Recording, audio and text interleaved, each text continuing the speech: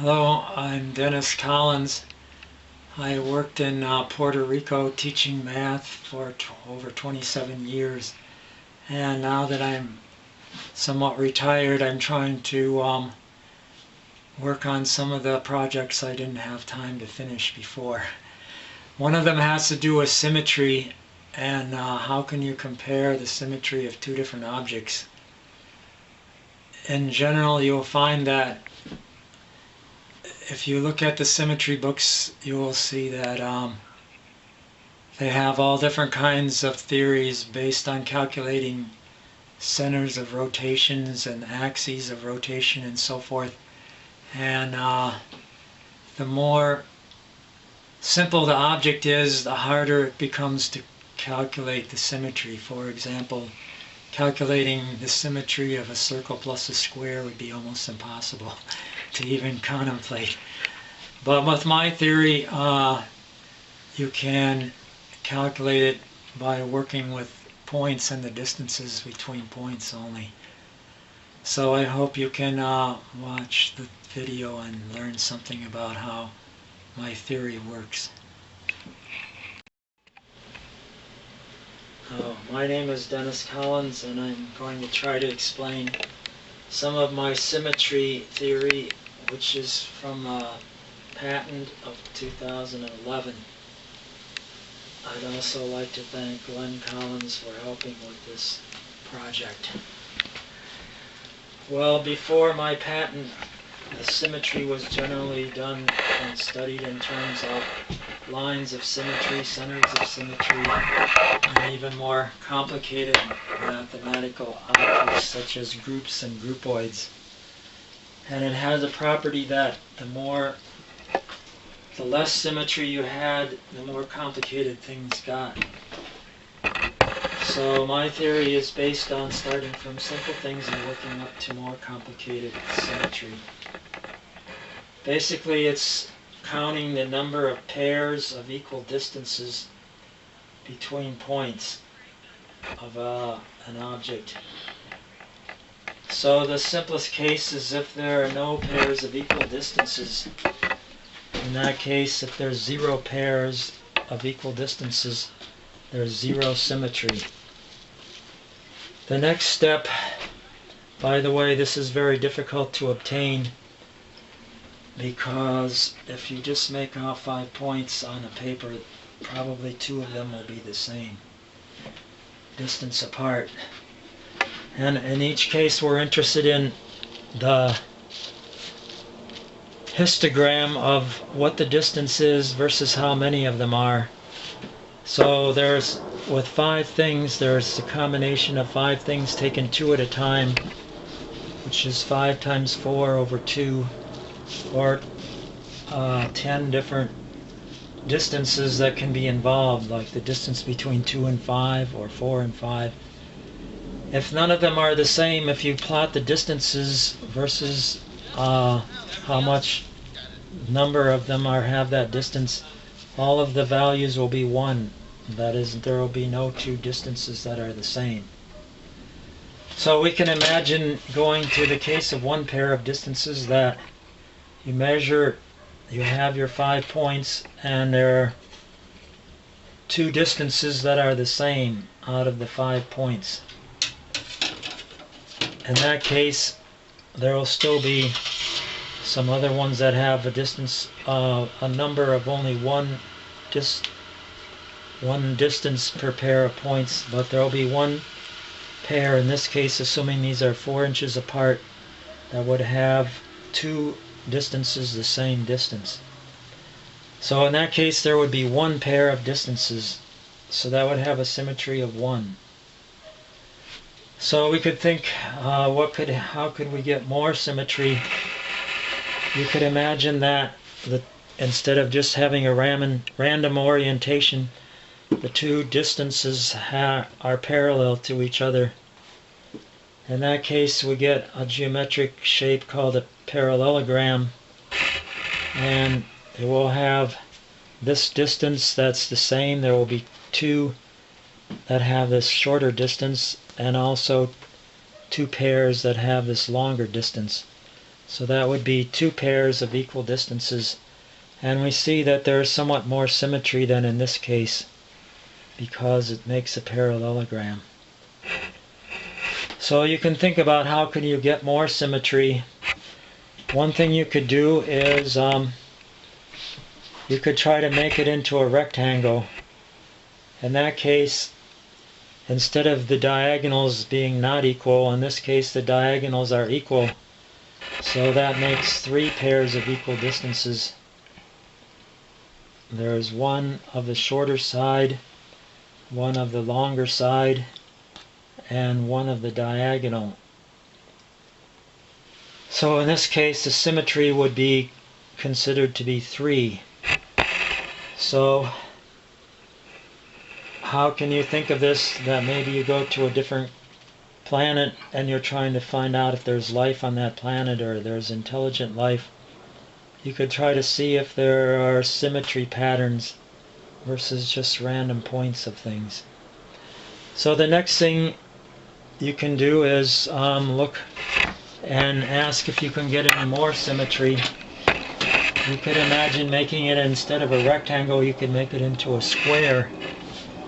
In this case, since the square has 4 equal sides, and say that each of these distances is 3 units, there would be 4 sides that have the same distance of 3 units.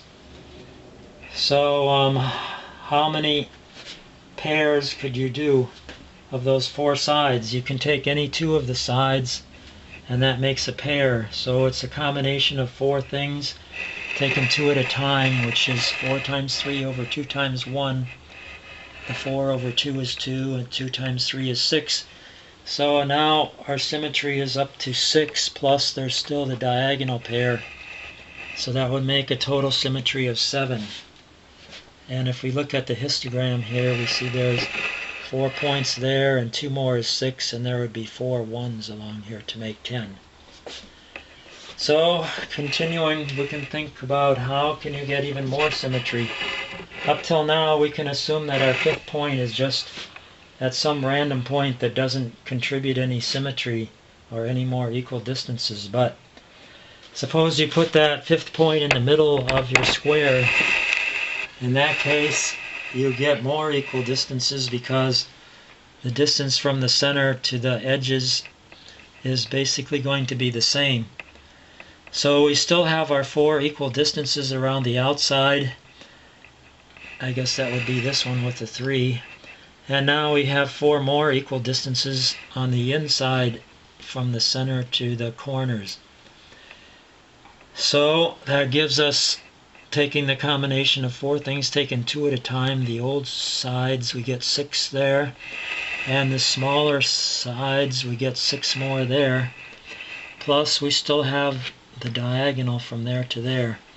So that gives us a symmetry of 13.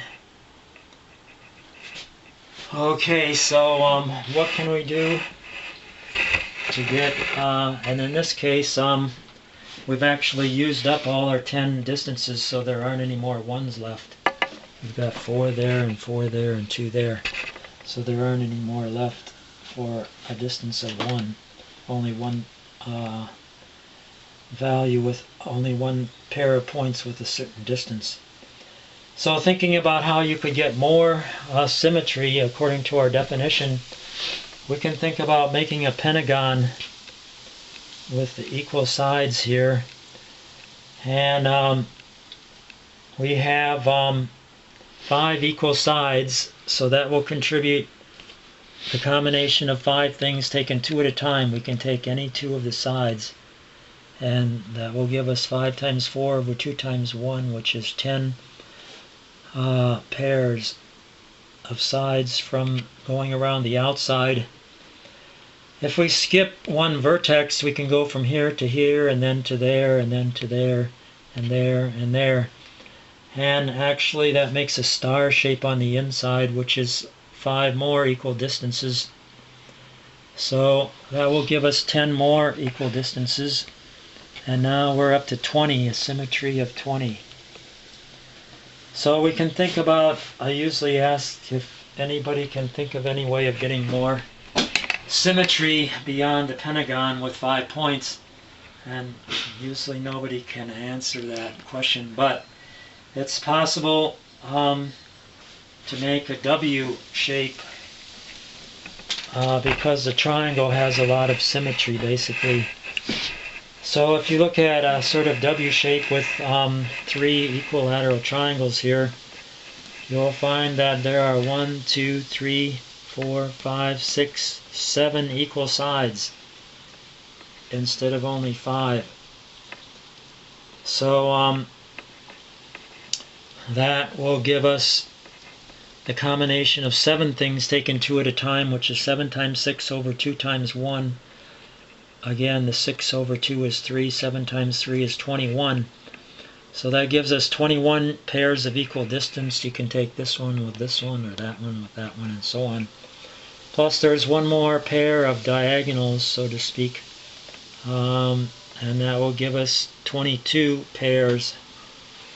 So if we look at this, we see that we have 7 with the same distance, and then 2 more with the same distance, and then there's 1 left over to make up the 10. So at this point I again usually ask if anybody can think of any way to get more symmetry, and again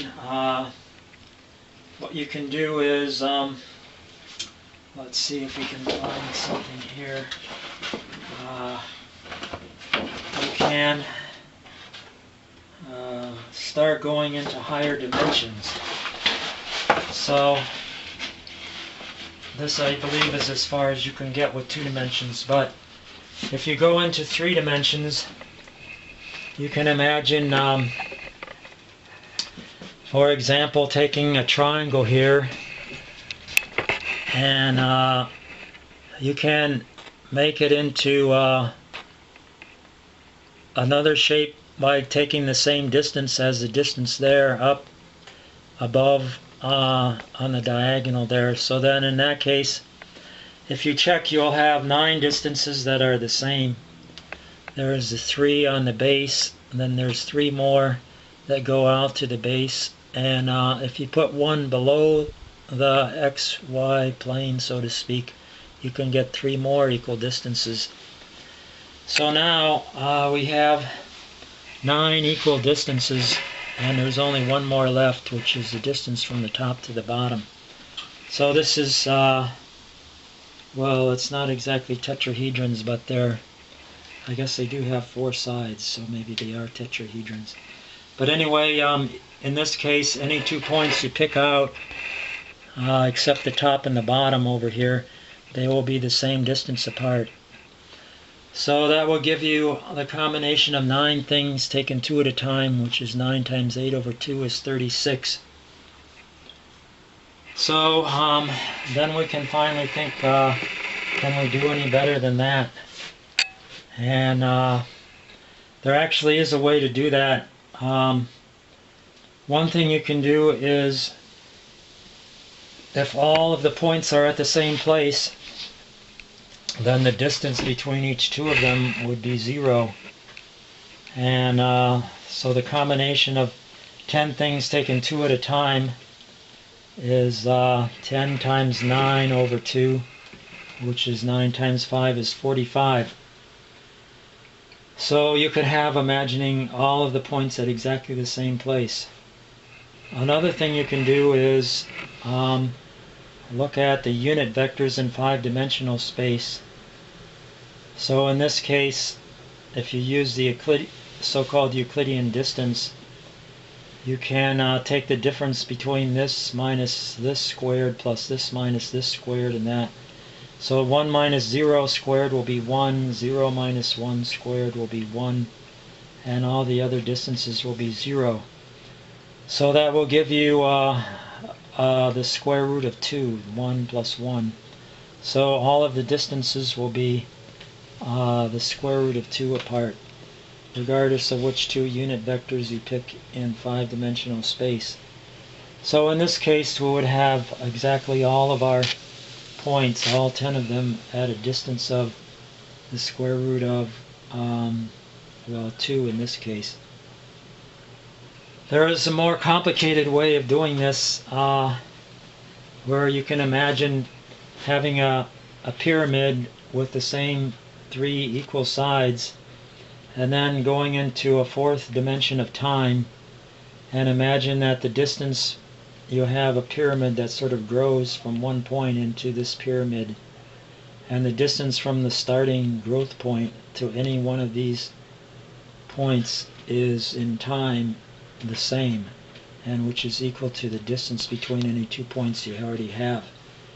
So this will give you a representation of this problem in 4 dimensions, and using a Mathematica program you can figure out the coordinates of those 5 points. And in this case, if you take the difference between any 2 of them, like this one minus this one, this would give you a 1, and if you square this you get 15 over 2 plus 4 from this one, which would be 8 over 2. Let's see.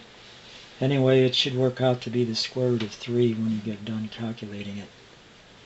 So you can imagine this in 4 dimensions as a pyramid that gradually grows in time, such that the distance from the starting point to each of the other points is the same as the distance between any 2 sides. So what about actually trying to make pyramids? If you go back into the history of pyramids, you'll find that the first person who tried to make pyramids was called Symmetry. And Symmetry tried to make something that has symmetry 27, which I guess I don't have on here, but you can imagine something with 4 sides and a point above it such that the distances, there's basically 7, let's see, it's, well, maybe we better stop at this point, I guess. Okay, so we're going to continue on studying symmetry. As I mentioned, if you try to look at the books on symmetry, they will involve all kinds of complicated math structures, whereas this is sort of like a baby steps approach where you just have to think about distances between points and automatically you get the symmetry building up, regardless of whether it's based on rotations or lines of symmetry or symmetry axes and so forth. Well, as I was saying, that you can get up to 22 points in 2 dimensions, so you can ask, how can you get any more symmetry than that? And as far as I know, the only way to do that is to go into higher dimensions. So we can look at basically a pyramid type structure which is into 3 dimensions, and we can imagine taking a square base and then making equilateral triangles off of the base and having 4 equilateral triangles, and in that case there would be actually 8 sides that are all the same, the 4 around the bottom and then the 4 sides of the pyramid.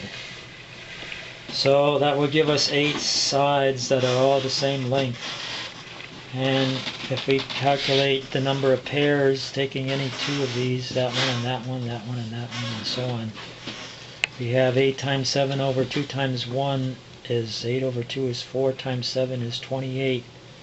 So that would give us a symmetry of 28, plus there's still 1 diagonal on the base as the same as the original square. So that gives us 29, and it seems like the first pyramid attempts by Sneferu were based on this idea of having the 4 sides and then the triangles, the equilateral triangles. Unfortunately, his attempts failed because the pyramid collapsed. So, but you can see that he started out at a 55-degree angle basically, and then because apparently it collapsed, I can't say that for sure, but basically he made a smaller triangle on the top with a lower top to it. And then it's called Sneferu's Bent Pyramid, which I believe is the first one beyond the later ones. So the later pyramids were built based on this other idea, that is over here, if you have this middle point, you can also imagine that just being above the square, and it will still have the symmetry 13. So the later pyramids were built with a symmetry of 13. And that's also the pyramid at the Louvre in the museum in France that was built recently by I believe a Chinese architect or something like that. But unfortunately, he also used the same idea of this, rather than trying to make all the sides the same, which would have made his pyramid a little bit higher. Anyway, so this gives us a symmetry of 29. You can imagine, can you get any more than 29? So one way you can do that is you can make a triangle base, an equilateral triangle base, and then make 3 equal sides above that and 3 equal sides below that. So that will give you actually 9 sides that are all the same distance. The 3 on the base, and the 3 going up to the top, and the 3 going down to the bottom. So that will give you 9 times 8 over 2 is 9 times 4 is 36. And so their other distance is not going to be paired with anything. That would be the distance from the top to the bottom. You might ask, what was the one on the W shape? The one over here is basically the distance across the top. That's different from all the other distances. Basically, I guess it's twice as much as this distance. So anyway, you should be able to account for all the distances, the 10 distances, if you're doing this. So then you can ask, is there any way you can get any more symmetry? And it turns out the maximum would be if all 10 points had the same distance between, or all 5 points had the same distance between any 2 of them. So you can't actually do this in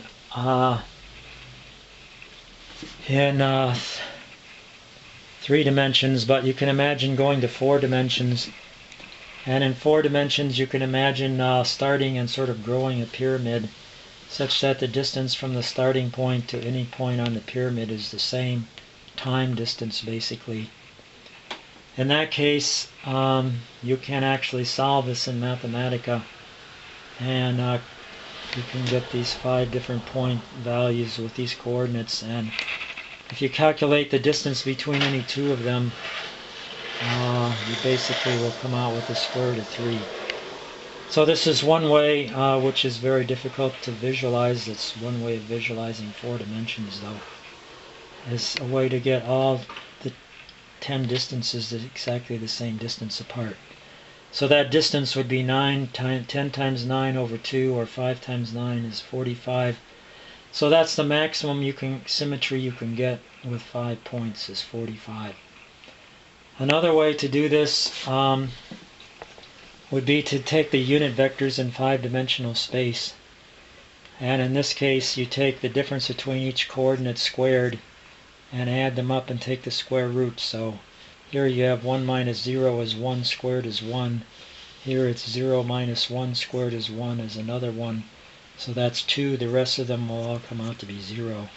And if you take any 2 of these, again, there will be one place where it's a 1 minus 0, and another place where it's 1 minus 0, and all the rest of them will be zeros. So you end up with the square root of 2 distance between any 2 unit vectors in 5-dimensional space.